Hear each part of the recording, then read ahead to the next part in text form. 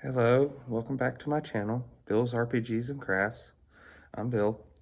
The subject of today's video is going to be rules from other editions that I've used, how I use them, and how I implemented them if I found a different version of them in a different game like Cthulhu, and how I ported that over for regular D&D.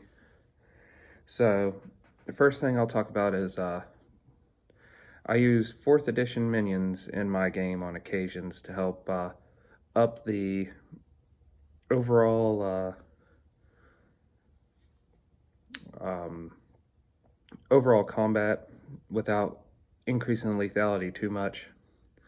I usually limit it to about 2 to 3 minions per PC, no more than a regular challenge rating creature of what would be appropriate, equal to the PCs in the same combat.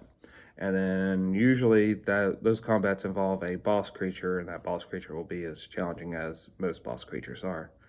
But for the minions, I would award, I believe I was awarding 25 XP per minion. And they are very useful when it comes to running a lot of creatures in combat, because all they have is 1 hit point. You hit them, they die.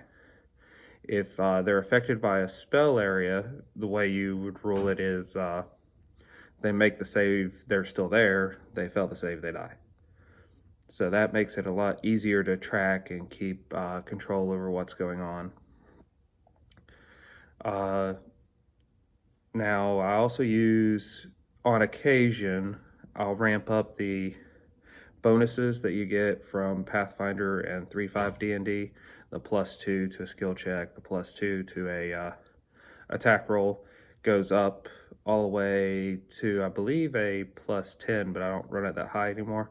I'll go +2, +4, then I'll go, you get advantage, you get double advantage. Double advantage comes from Cthulhu. As things increase, the advantage goes up. The most you can have is double advantage, so you'd roll 3 dice, take the highest.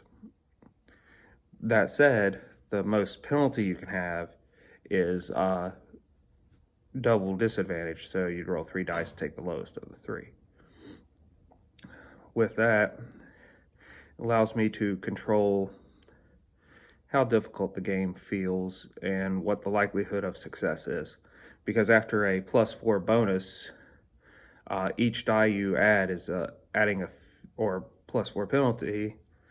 Each bonus you add is a 50% chance that they'll be more successful, less successful when you add another d20 to the roll.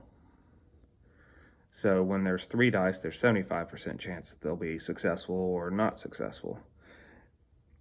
But we all know there will always be players that'll still roll really low on the dice when they need high, and really high on the dice when they need low. So the game will always be fun, because everyone loves their dice when they're rolling against them.